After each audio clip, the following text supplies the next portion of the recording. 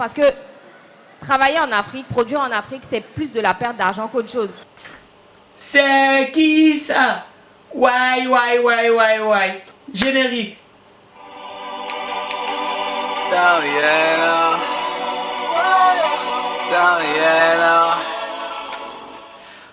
Bonjour mon petit, j'espère que tu vas bien et j'espère que comme moi tu as soif de réussite. Et bien si c'est le cas, on est ensemble et tu l'auras bien compris, la personne qui va nous servir de modèle de réussite dans cette vidéo c'est Maureen Haïté alias Nana Wax. Alors qui est Nana Wax? Nana Wax c'est une jeune femme entrepreneuse d'origine béninoise qui est âgée de 29 ans et qui a fait fortune grâce au tissu wax.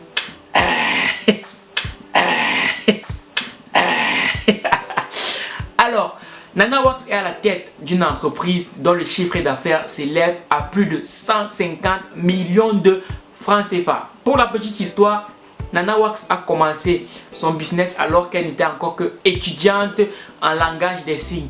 Donc, en parallèle de ses études en langage des signes, elle gérait une page Facebook dans laquelle elle partageait ses différentes créations faites à base de tissu wax. Et donc, suite à la demande de plus en plus forte de ses abonnés, c'est ainsi qu'elle s'est dit « Ah, il y a peut-être quelque chose à faire avec ce tissu ». C'est donc comme ça qu'elle a lancé son business et aujourd'hui, elle en vit pleinement et elle fait aussi vivre plusieurs familles grâce au tissu wax. Alors aujourd'hui, j'ai une seule question à lui poser, c'est celle de savoir pourquoi le wax?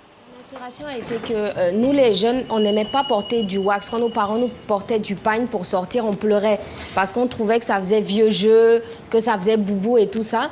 Et moi, j'ai toujours aimé le wax. Ma grand-mère en a vendu, ma mère en a vendu. Et je me suis dit, il faudrait que je trouve une manière de pouvoir le porter sans avoir honte, de pouvoir le porter pour aller au travail. Donc, je me suis dit, il faudrait que je trouve le moyen de mélanger le wax avec la modernité en faisant un vêtement métissé, en fait, qui puisse parler à tout le monde.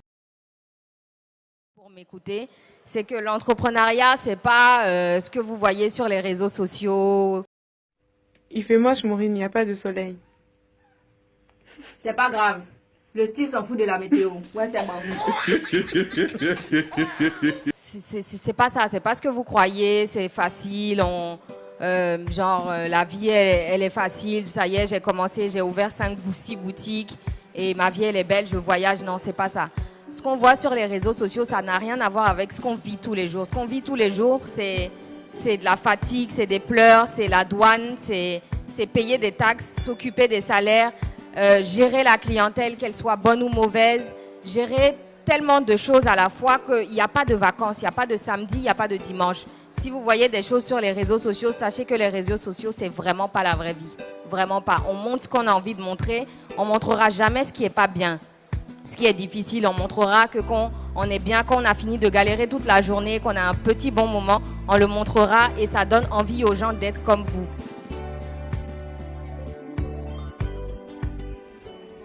D'être comme vous, mais c'est pas facile et moi je ne souhaiterais pas en fait je pense que la plupart des gens ne pourraient pas vivre ce qu'un entrepreneur comme moi ou un autre qui réussit dans ce domaine vit tous les jours. Alors j'ai pris l'initiative d'entreprendre en Afrique tout simplement parce que je viens de là-bas. Je suis née en France, j'ai grandi en France, j'ai fait des allers-retours mais j'ai passé beaucoup de temps en France. Mais personnellement, j'ai jamais voulu vivre en France. Pour moi, je suis bien en Afrique. Je vois pas pourquoi je vais venir vivre en France ou moi, je me dis que si je viens vivre en France, je veux vivre le Paris des touristes. C'est-à-dire avoir un bel appart dans un beau quartier, vivre dans des beaux endroits et pas galérer dans le métro. Enfin, je préfère vivre bien en Afrique que vivre de façon acceptable en Europe. Donc, personnellement, pour moi, je me voyais rentrer en Afrique. Et non seulement ça, pour le travail que je fais, c'est beaucoup plus facile et beaucoup plus rentable, moins cher, de fabriquer tous les vêtements en Afrique parce que c'est là-bas qu'on trouve le tissu, qu'on trouve la plupart des matières premières et que la main-d'œuvre est moins chère. C'est vrai qu'elle n'est pas d'aussi bonne qualité qu'en Europe, mais après tout s'apprend, il y a des formations et puis on réussit avec le temps. Donc je n'avais pas envie de le faire en France Et c'était mieux pour moi de faire tout ça en Afrique. Donc, je suis allée en Afrique pour entreprendre et je ne regrette pas. Et s'il fallait le refaire, je continuerai à le faire. Derrière la question pourquoi est-ce que Nana Wax a décidé d'aller investir en Afrique, il se cache l'idée selon laquelle il y a plus d'argent à se faire en Europe qu'en Afrique. Moi, je ne suis pas du tout d'accord. Parce que comme le dit Maxime Victor, un entrepreneur, c'est un solutionneur. En d'autres termes, c'est quelqu'un qui apporte des solutions à un problème donné et qui en retour reçoit une rémunération. Pour ainsi dire, problème égale opportunité business. Or, on sait très bien qu'en Afrique, il y a énormément de problèmes. Donc, il y a aussi énormément d'opportunités business. Mais qu'est-ce qui explique alors le fait que beaucoup d'Africains ne puissent pas voir toutes ces opportunités qui s'offrent à eux en Afrique? À mon sens, la raison première, parce qu'il y en a plusieurs, c'est que les Africains sont très focalisés sur ce qui ne va pas en Afrique. Ils ont une image très négative sur l'Afrique. Du coup, puisque le cerveau n'est conditionné qu'à faire une seule chose à la fois, quand celui-ci est donc conditionné à ne voir que ce qui ne va pas, ce qui manque à l'Afrique, tous les défauts de l'Afrique, eh bien, il devient aveugle face aux opportunités qui se cachent derrière tous ces problèmes. Donc moi, je t'invite vivement à reprogrammer ton cerveau, à aller plus loin, à ne pas voir que les problèmes, mais à voir toutes les opportunités business qui se cachent derrière ces problèmes. Pour en venir à moi, pourquoi est-ce que j'ai créé cette chaîne? Parce que je me suis rendu compte que sur Internet, très souvent les contenus qui émanaient des Africains, c'était premièrement des contenus humoristiques, deuxièmement des contenus toujours politiques où on parlait toujours des mêmes problèmes, et puis troisièmement, c'était aussi des trucs, comme on dit chez nous, de Congo ça, des trucs de tel a fait telle chose, bref, des trucs qui ne nous amenaient nulle part. C'est donc de là que je me suis dit, mais pourquoi est-ce qu'il n'y a personne qui propose un contenu beaucoup plus enrichissant, beaucoup plus motivant? Eh bien, je me suis dit, mais pourquoi j'attends que ce soit quelqu'un d'autre qui le fasse? Je peux le faire moi. C'est donc comme ça que je me suis lancé et j'en apprends énormément chaque jour. Donc, je t'invite vivement à faire pareil, à ne pas attendre que ce soit quelqu'un d'autre qui apporte la solution au problème posé, mais que ce soit toi. Et je t'avoue que depuis que j'ai décidé de m'occuper de mes problèmes, j'ai arrêté de me plaindre sur le sort de l'Afrique comme c'est à la mode, parce que très souvent en Afrique on parle de ce qui ne va pas. Et du coup, ce changement de programmation m'a permis d'ouvrir un peu plus l'œil sur les opportunités qui s'offrent à moi en Afrique. Donc je t'invite à faire comme moi. Alors, non, j'ai eu aucun suivi, j'ai fait aucun business plan, j'ai fait aucune étude, j'ai même pas terminé ma licence. J'ai commencé, en fait, beaucoup de gens, tout le monde est différent. Moi, personnellement, j'ai pas besoin d'écouter les conseils de quelqu'un avant d'entreprendre. Je sais ce que j'ai envie de faire, je sais où je veux aller. Je peux demander des conseils sur un domaine que je ne maîtrise pas, comme la finance ou ce genre de choses. Mais je crois en mon projet, je sais ce que je fais, je sais ce que je vends. Et je me dis, les gens vont adhérer parce que c'est une passion pour moi et que je ne le fais pas pour l'argent. Aujourd'hui, des gens veulent commencer, ils te font des grands business plans, des projets, ils payent même des gens pour faire ça, mais au final, ça n'aboutit à rien.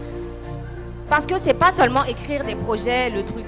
Moi, j'ai écrit aucun projet. Toutes les femmes qui m'inspirent, les femmes qui sont en Afrique, qui vendent au marché, qui vendent des tomates, elles n'ont pas fait de business plan. Elles n'ont pas commencé avec 1 million d'euros ou 10 000 euros où on va dire oui, ben, tu as ce projet, tout ça, mais si tu n'as pas 20 000 euros, tu ne peux pas commencer. Moi, j'ai commencé avec ma bourse. J'étais ici, j'allais au Crous tous les jours. J'avais la bourse, je prenais le FNO, le Fonds national d'aide d'urgence. Je prenais tout, même que pour manger. Mes parents, ils n'ont pas d'argent. Moi, pour manger, j'allais à la Croix-Rouge, j'allais au truc de la fac, j'étais à Villetaneuse, après je suis allée à Tours. On me donnait des 200 euros tous les mois pour acheter à manger.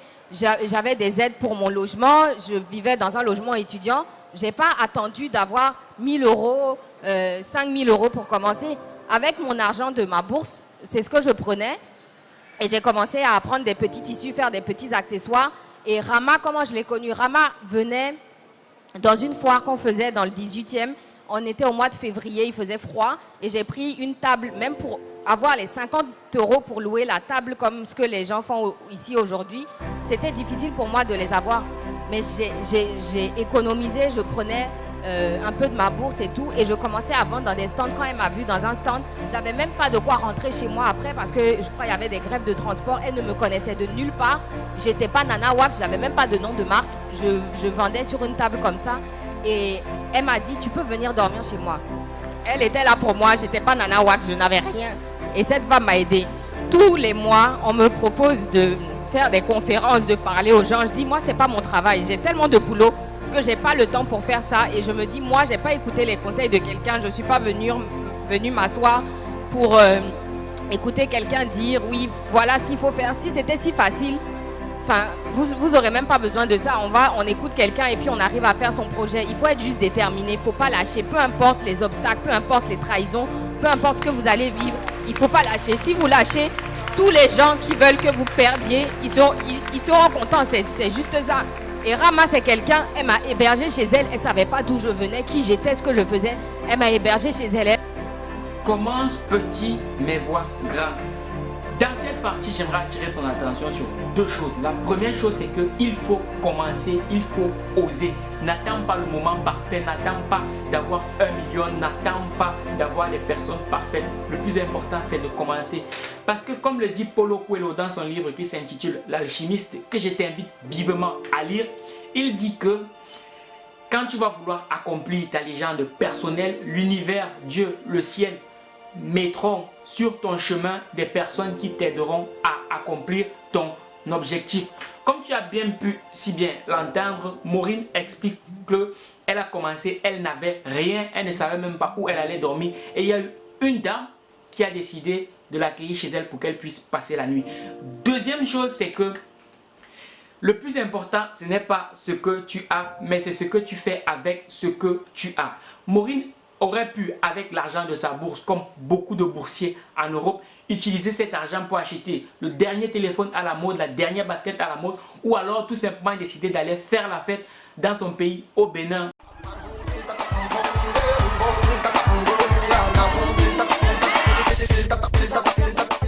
Mais non, au lieu de ça, elle a décidé d'investir cet argent-là dans son business. La vérité, c'est que on sait tous comment gagner un peu d'argent. On a tous un peu d'argent. Pour ceux qui trouvent qu'ils n'ont pas le capital nécessaire pour monter un business. Mais le problème vient du fait que on ne sait pas comment utiliser l'argent à notre possession pour mettre cet argent à notre service. Car pour beaucoup d'entre nous, qu'est-ce qu'on nous a appris? On nous a appris que pour avoir de l'argent, il faut travailler dur. Mais travailler dur, ça ne suffit pas parce qu'il faudra travailler dur mais aussi travailler intelligemment. En France ou ailleurs? Mon entreprise, elle est créée en Afrique. Et ce que je vous conseille pour ceux qui peuvent aller en Afrique, c'est de créer en Afrique. Parce que plein de gens se demandent, mais pourquoi j'ai autant de clientèle en Europe, en France, et pourquoi je n'ouvre pas une boutique ici ou je n'entreprends pas ici? Pour moi, c'est plus rentable. Et je préfère le faire en Afrique et de pouvoir faire en Europe. Si vous voulez commercialiser des choses, c'est mieux de faire un site internet au départ en Europe parce que vous avez moins de coûts, vous n'avez pas de charges de salaire et de local et de plein de choses à faire. Faites sur internet et après peut-être si vous voyez en faisant vos études que vous pouvez avoir une boutique, faites-le. Mais pour moi, aujourd'hui, la seule raison pour laquelle je viendrai en France, c'est parce que j'ai de la clientèle ici, donc j'essaie de faire des ventes flash et tout ça et que je gère mon entreprise toute seule. Mais c'est mieux de créer en Afrique si vous avez la possibilité parce que c'est plus facile. C'est vrai qu'en Europe, il y a des aides, mais il y a tellement de taxes que vous ne savez pas à combien vous allez devoir vendre votre produit et si ça va être rentable et si les gens vont adhérer au prix auquel vous allez faire après avoir mis vos coûts, vos taxes et tout ça dessus. Donc moi, toutes mes entreprises sont en Afrique. J'ai plusieurs sociétés et pas seulement dans le wax. Les gens me connaissent en tant que Nana Wax, mais je construis des salles de fête, j'achète des appartements, je rénove des choses, je mets des appartements design sur Airbnb, je fais plein d'autres choses. Et dans la vie, il ne faut pas mettre tout dans le même panier. Parce que demain, si Nana Wax ne marche plus, 10 000 personnes font du wax. Si demain, ça ne marche plus, tu fais quoi? Tu vas rester sur Instagram, tu ne vas pas manger tes likes. Il faut aussi d'autres choses. Donc voilà, il ne faut jamais mettre tous ses œufs dans le même panier quand on en a l'occasion en fait. Alors en Afrique, ça n'a rien à voir avec l'Europe. C'est vrai qu'on a beaucoup d'avantages en Afrique côté coût du personnel. mais il n'y a aucune aide. Et aucune banque ne te prêtera jamais d'argent, sauf si tu es milliardaire. On ne te prêtera pas d'argent, sauf si tu connais quelqu'un ou là-bas, ça ne se passe pas comme ça. Tu te débrouilles tout seul. Et là-bas, il y a beaucoup de personnes que je connais de mon âge qui étaient ici, qui se sont dit je vais rentrer en Afrique. Mais 90% sont rentrés en Afrique, mais sont revenus en Europe parce qu'ils n'ont pas supporté la mentalité, la lenteur des gens, le non-professionnalisme. Il y a tellement de choses que les gens pensent que c'est facile. Ah, bah, vu que c'est moins cher, je vais y aller. Mais c'est carrément une autre mentalité. Et si vous n'êtes pas prêt pour ça, vous allez être découragé. Vous allez vous dire, c'est mieux, je reviens, je prends mon CDI à 2000 € et je fais ma petite vie que d'aller perdre de l'argent. Parce que travailler en Afrique, produire en Afrique, c'est plus de la perte d'argent qu'autre chose. Si je vous montre le coût de perte de tissus ou de marchandises, de vol, de tout ça qui se passe en Afrique, vous allez laisser tomber parce que vous allez perdre tellement d'argent pendant plusieurs mois ou et pour les pires plusieurs années que vous allez vous dire c'est mieux que je rentre en France et que je fasse ma petite vie. Donc il faut vraiment être déterminé, il faut avoir les reins solides et il faut avoir surtout un entourage qui va vous booster parce que les gens pensent que genre c'est facile, tu peux y arriver seul. On n'arrive jamais à rien faire seul. C'est vrai que souvent je dis j'y suis arrivée seule. C'est grâce à mon mental, mais si j'avais pas tous ces employés qui travaillaient pour moi, si j'avais pas ma famille, mes amis qui me boostaient, ou les messages de gens que les gens m'envoient, peu importe. Des fois, tu es découragé. Des fois, moi-même, je suis découragée. Mais des gens t'envoient des messages. Le matin, tu lis ça, tu te dis, si moi, j'abandonne, eux, ils vont faire quoi? Donc, je remercie en tout cas tous les gens qui m'envoient des messages, qui me boostent. Et je suis contente de pouvoir aussi booster les gens. Mais c'est facile pour personne. Même, je sais pas, les Beyoncé, Kim Kardashian envoient leur vie comme ça. Mais vous savez pas ce qu'elles vivent derrière, ce qu'elles subissent. Comment elles sont, je sais pas, sous pression et tout le travail qu'elles font pour qu'on voie que le glamour, c'est difficile. Donc, il faut arrêter de croire que la vie est facile, de juger les gens sur la moindre erreur comme si vous n'en faisiez jamais, d'être toujours là à attaquer. On dit, quand c'est pour détruire, il y a 10 000 partages. Mais dès que tu fais un truc bien, tu verras 2 partages. Et la vie, c'est comme ça. On verra que le mauvais que tu as fait, mais jamais les bonnes choses que tu fais. Donc... voilà, il faut juste avoir le mental et être déterminé et jamais lâcher l'affaire. Si moi j'avais lâché l'affaire, je ne serais pas là aujourd'hui. Tu sais aussi bien que moi que la critique est aisée alors que l'art est difficile. Donc, ne souhaite pas que les choses soient plus faciles, mais cherche à devenir plus fort. Parce que, comme le dit Maxime Victor, pour réussir, tu devras passer par 4 étapes. La première, ça sera l'ignorance, ensuite la critique, après le combat et enfin l'acclamation. Donc voilà mon petit, j'espère que les conseils inspirants de Nana Wax t'aura permis de voir un peu plus clair sur la route qui mène au succès. J'espère que cette vidéo t'aura été utile. Si c'est le cas, on est ensemble et je te donne rendez-vous à la prochaine vidéo. Minakano.